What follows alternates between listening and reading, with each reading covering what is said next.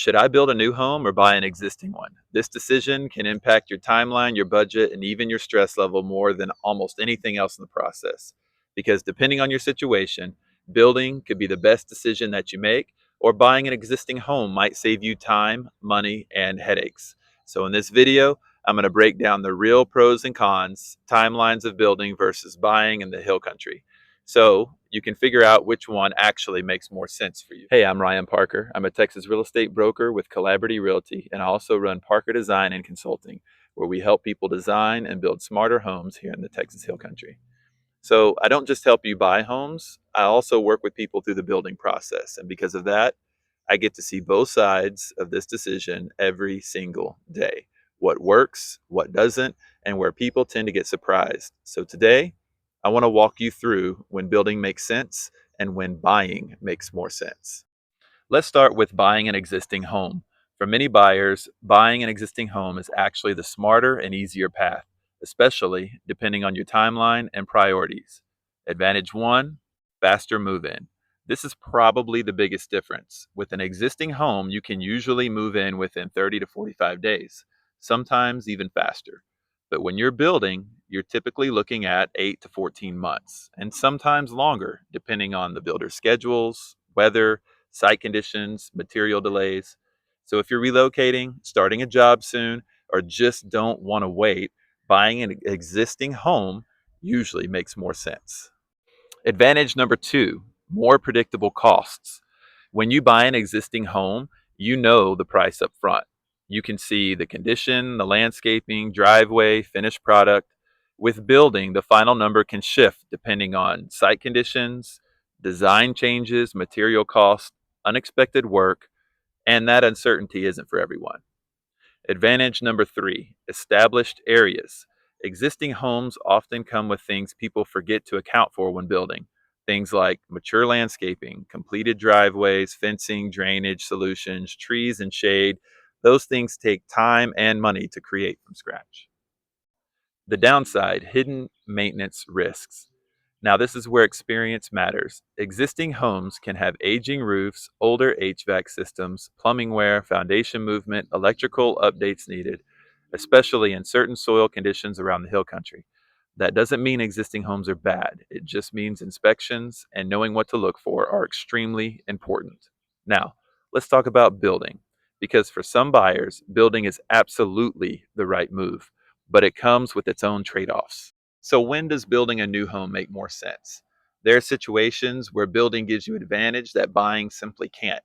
Advantage one: you get exactly what you want.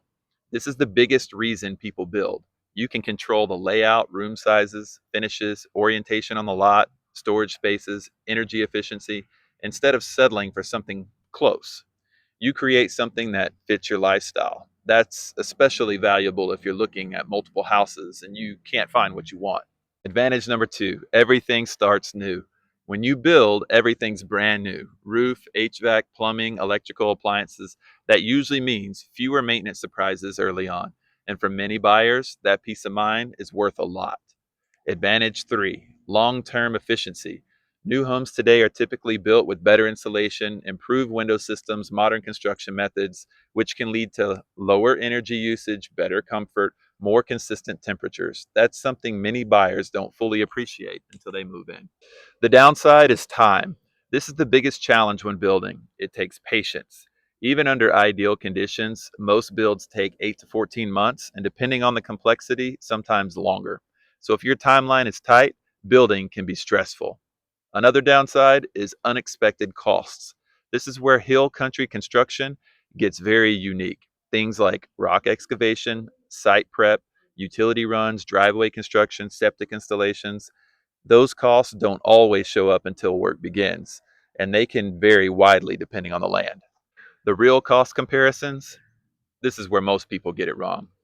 Here's something that surprises a lot of buyers: building is not always more expensive, and buying is not always cheaper. It depends on the situation.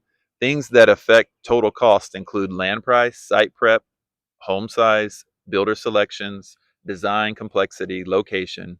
Sometimes buying an older home and remodeling it costs more than building a new one.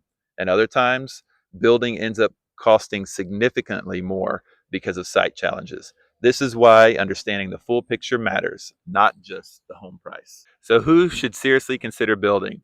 Building tends to make sense if you can't find what you're looking for, if you want specific features or specific layout, you plan to stay longer term, you value customization, you're willing to be patient through the process. People who build usually care deeply about how their home functions, not just how it looks. Also, who should probably buy instead? Buying an existing home usually makes more sense if you need to move quickly, you want predictable costs, you prefer an established neighborhood, you don't want to manage a long term construction timeline, you want simplicity in the process. For many families, buying is simply less stressful. One of the biggest advantages I bring to buyers is understanding both sides of this decision, not just from a real estate side, but from a construction side, because the right decision isn't just about price, it's about risk, time, long term maintenance, and overall value. Sometimes the smartest move is buying, sometimes it's building, and sometimes it's buying now and building later. Every situation is different. If you're trying to decide whether to build or buy somewhere in the Texas Hill Country, whether that's New Braunfels, Spring Branch, Bulverde, Seguin, San Marcos, Bernie, or the surrounding areas, I'd be happy to help you walk through your options and figure out which path makes more sense for your situation. And if you're just getting started, check out the resources in this description. They'll help you better understand the costs, timelines, and decisions involved in both paths. I work with people all the time to evaluate land, consult design, and put together realistic building budgets across the Hill Country. So if you're considering building or just trying to figure out if it's the right move for you, feel free to reach out. No pressure, just a real conversation. And if this video helped you understand what you're actually looking at, make sure you subscribe because I post videos every week to help people make smarter decisions when moving or building in the Texas Hill Country. I'm Ryan Parker, a Texas real estate broker with Collaborative Realty, and I also run Parker Design and Consulting, where we help people design smarter homes and navigate the whole construction process. My goal is simple: help people buy or build better homes, not just houses. If you're relocating to the area, I put together a free Hill Country relocation guide that covers the best neighborhoods, land buying tips, building costs, and what to expect when living here. You can grab that at hillcountry.collab-rt.com. Thanks for watching, and I'll see you on the next one.